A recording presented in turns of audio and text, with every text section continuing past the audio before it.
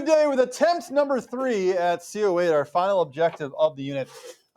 Writing and interpreting an arithmetic sequence. Now, yesterday I put this table up in a PowerPoint and had you answer the questions. Some of you figured out that it was also the start of CO8.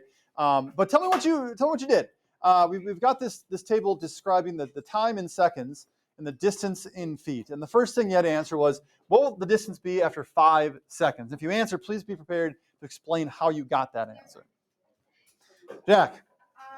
I got 144. Yep. 144? Yep. And how did you come up with that? I came up with that because I saw 1 started at 16, and then I thought, what would it be from 16 to 48? And it's 32.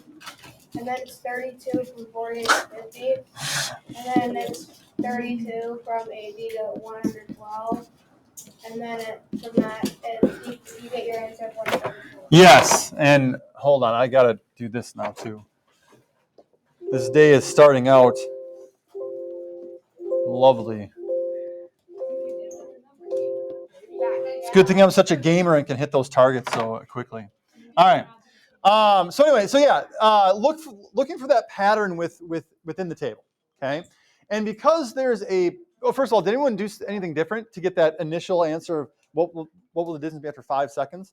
Yeah. Yes. I got Jack. 32 times the amount of seconds minus 16. And so you got that initially? I got 144. And how did you get that 144? By inserting the 1 and the 2 seconds into the formula. So you wrote the formula first. Yeah, I wrote the formula. Fantastic. Where I was kind of heading here was when you've got that consistent pattern, okay, that means there's going to be an equation or a formula that you can write, and we call that the rule. Aiden, can you repeat what you said for the rule? 32 times the amount of seconds minus 16. Okay, and we'll put T in for time, and what does that equal? For 5? No, for just what, I mean, if this is a formula, it's got to equal something, right? So what does this formula give you? The distance in feet. Distance in feet, okay? So 32 times the number of seconds minus 16 equals the distance in feet. Okay, that's the rule for this situation, okay? Did anybody else come up with that or an equation similar to it for the rule? Yeah?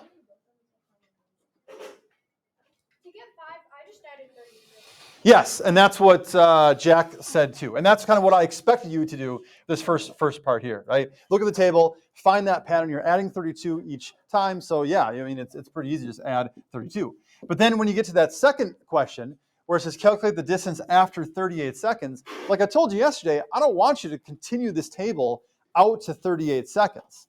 That'd be ridiculous, right? That's a lot of adding 32. Okay, so instead, we were able to write this formula, write this equation that would allow us to plug in 38 for the time, and that's going to give us the feet. Alex? Why would you minus 16? Good question. Why would you subtract 16 here? Claire? Because you're starting with 16. Because that's where you're starting, right? When we plug in 1 second into this formula, and it's nice we've got this table here so we kind of see how this all fits. If we plug in 1 second for the time, well, 32 times 1 is 32.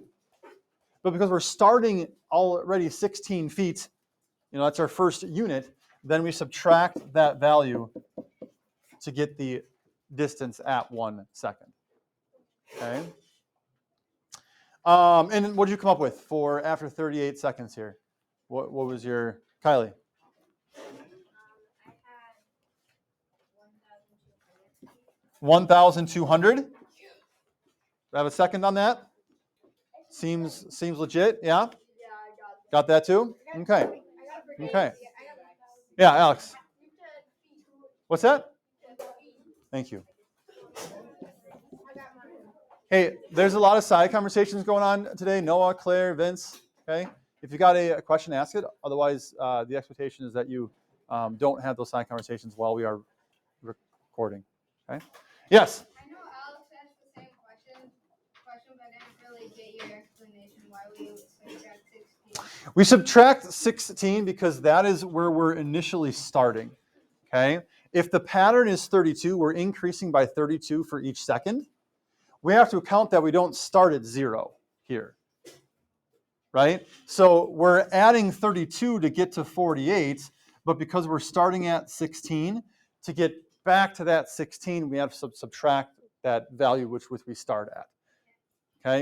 And it's, the reason why is because we're not starting at 0. If this had been a 25, then we would subtract 25, right? Because we're not starting at 0. Yes? I did it a different way. Okay. So first I subtracted like the amount of ones that you already found how many feet it was from 38. So you had 33, and then I multiplied it by 32, and then I Very good. So Ellen realized that our goal is to get to 38 seconds, right? We eventually want to get the value in this table for 38 seconds. She's saying, well, we've already got data for 5 seconds, which means there are 33 seconds remaining, right? So she took that pattern and, multiplication is just repeated addition, right? Rather than adding 33 more times, she multiplied 33 by 32 and then added that on to the, I erased it, the 144 we already had. Another option. Excellent. Kylie. Excellent. Very good. Catherine. Because if we're going to 38, we already have 5. There are 33 more seconds to get to 38 seconds. Basically, we'll be adding 33 more times to get from 5 seconds to 38 seconds. Yeah.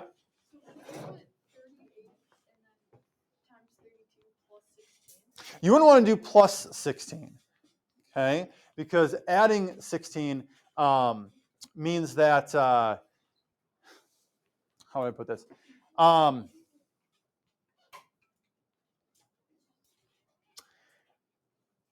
Adding 16 wouldn't bring us back to 0. Because at 0 seconds, it should be 0 distance, right? If you subtract 32, like if we go 1 to the left here, we get negative 16, which doesn't, not negative 116, which doesn't really make a lot of sense. How can you have a distance of negative 16? Which is why you have to think about context here. But adding 16 wouldn't bring us back to 0. Subtracting 16 does. Okay. I think that question might get answered as we go through this a little more, so hang on to it, okay?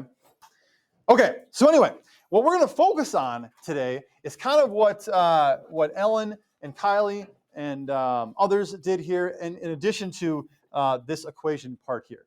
Okay, the goal is not to have to write that table out, because there's an actual math formula that can help us with what's called an arithmetic sequence, which an arithmetic sequence, now we're going to define it here, is a pattern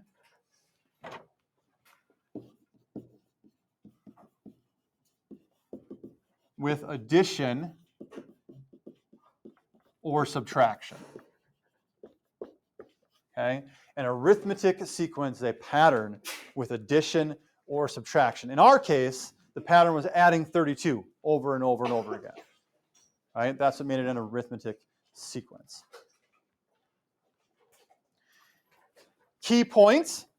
All of this can go on a help sheet here. The formula for an arithmetic sequence is right here. Lots of variables. Okay, so let's go through and kind of name what each of these are. And those that Kylie, Ellen, Aiden, you all kind of combined to create this. But AN is the answer. Okay, it's what we want to find out.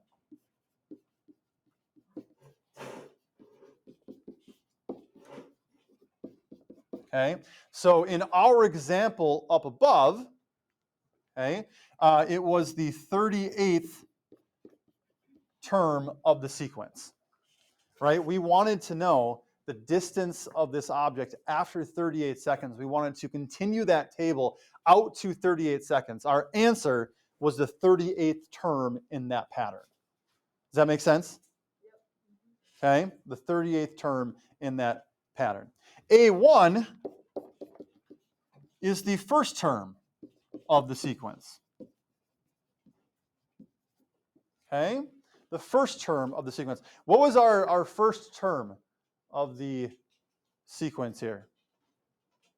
Kylie? 16. Okay.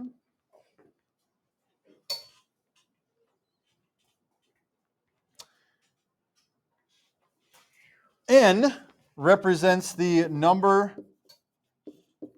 of the term we want. So N and AN are very similar, right? That N represents the same thing. For AN, that's our answer. We wanted the 38th term. N represents the number of the term we want, which would be 38, right? That's how far we wanted to extend that table out. Okay. And D stands for common difference. What is the pattern, essentially? Okay. What is that addition or subtraction pattern that is happening here? So in this case, what was the pattern? Positive 32. All right, positive 32. So I'm gonna write this formula down here.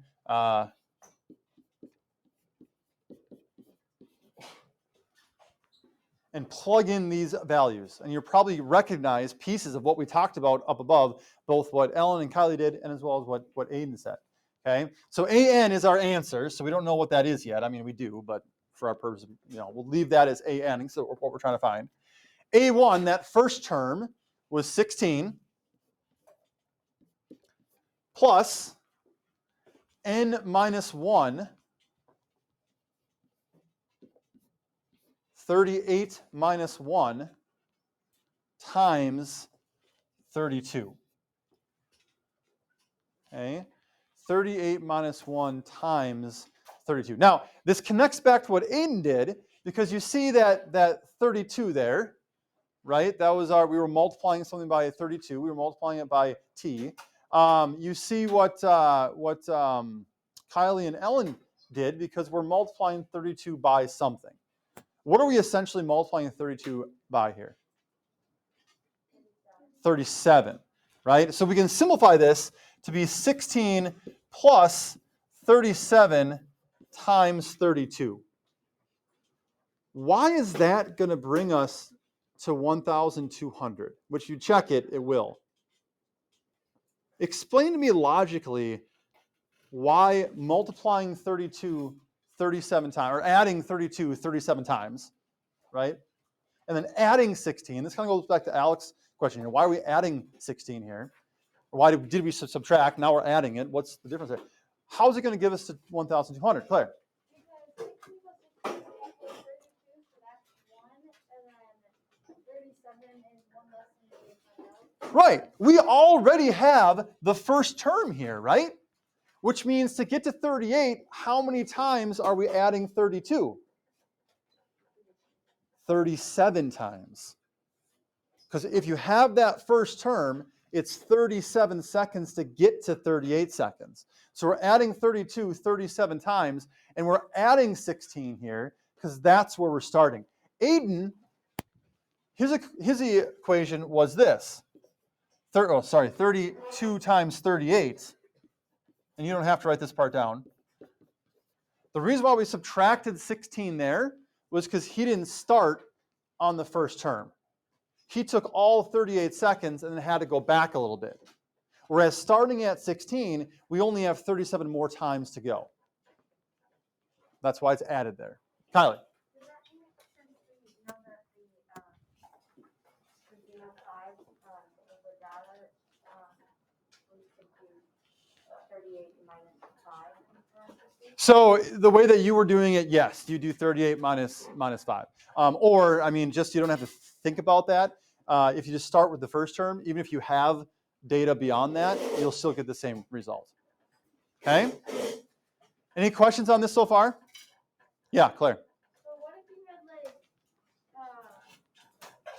I don't know, a different number besides 16? Would you have to do what equals like the pattern? So if our first term was something other than 16, it would just mean that this number would change. So it's the same number always. It's the first term, whatever the first term is. Okay? How are we doing? Not so good. Not so good. Where am I losing you? Everywhere. Well, ask a question. Where are you getting lost? I mean, is it knowing what the first term of the sequence is? Is it the number of term we want? Is it where's the confusion happening? Okay. Well, when you think of a question, then I can help you. Anybody else have a can pinpoint where you're getting lost here? Will? How do you know where to put which number? That goes back to this, right? Knowing what the formula is, and then knowing what each variable in that formula represents. And that's why we filled it out here. You know, A1 is the first term of the sequence. In our chart, that first term was 16. That's why I went there, right? The n is the number of the term we want. We wanted the value after 38 seconds. We wanted the 38th term. That's why 38 went in for n. And then d, being that pattern, that common difference, we were adding 32 to get from one value to the next. So that's why 32 went in for the d variable there. So knowing the formula and knowing what each variable represents, that's how you know where to put stuff. Okay, Alex? Then you can't answer it, right? I mean, it won't always be an n. It'll be what are you trying to find, right? What are you trying to find? Let's go down to an example on the second page here. Yeah. How do you just use PEMDAS or PEMDAS or whatever to solve it? Yes. Pull out a calculator. You do the multiplication first, obviously, and then add the 16 after that. Yeah. Yeah. Yep. Alex. Okay. Your bank account currently has $160, and we're considering this day one. You begin adding $8 every day. How much money will be in the account on day 50? Right? AN is our answer, so we don't need to fill that part out. That's what we're trying to find. There's no value for that yet. But you should be able to look at this and tell me what the first term is. Where are we starting this pattern? Ellen? 160. It's what you currently have. Okay? What's the number of the term in this sequence that we want? What are we trying to find out? William? 50. Okay? And then what's the pattern? What's the common difference here? Claire? Positive 8. Right? So if you can identify those pieces, then you just plug them into the formula. So if you're confused at this point, because you don't know how to get the first term or where the 50 came from or the 8, ask please. Because once you get this part down, then you just plug it into the formula. Yes, sir. So, like, I don't know, like, how do you get what the n is, and how do you know what that's n? So the n is often going to be the question, right? What are we asking? How much money will be in the account on day 50? Which means we're starting at 160 and we're adding $8 every day for 50 days. And so the 50 is the number of the term in the sequence that we want. The n is usually where the question is, because an is our answer. So we have to have a question to answer. The n value will come from that. Okay. So now plugging this into our formula, we have an equals a1 plus n minus 1 times d. Which means we're starting with $160. We want to find the 50th term, but why do we subtract 1 again? That's the part that usually kids have trouble grasping. Max? Because we already have the first term. We are going 49 more, right? 49 more. So 50 minus 1 times 8. Okay? Because we're adding 8 essentially 49 times to get to the 50th term. Alex, question? The formula and what all the variables mean, that's a key point. So yes, that can go on a help sheet. Jack? I have the answer. Okay. Anyone questions on this? This becomes 160 plus 49 times 8, because we're already at 160. We're adding 8 49 times. If you're going to make a mistake on this, you'll multiply 8 by 50, right? Because if you forget that minus 1 piece. And the reason why is because we already have the first term. What do we come up with? How much will be in your bank account after day 50? Roughly $408. Roughly. Shouldn't be roughly. It would be 550. Noah, what'd you get? $550. 500 and what? 552. Do you have a second on that? Okay. So try it again, Jack. You can type it into your calculator exactly as you see it here. Your calculator will do the order of operations for you. Okay. But if you're not, it's 49 times 8, and then add 160. Okay. Aiden. I got 552. That's not even a number. Let's not be ridiculous. 52. Okay. Long John. When it says consider this day 1, so that we're subtracting 1 because it's already. We already have the first term. Yep. We're going 49 more days. Okay. All right. I want you to. Well, you know what? No. Let's not. No homework for tomorrow. We'll pick it up. That's how you math.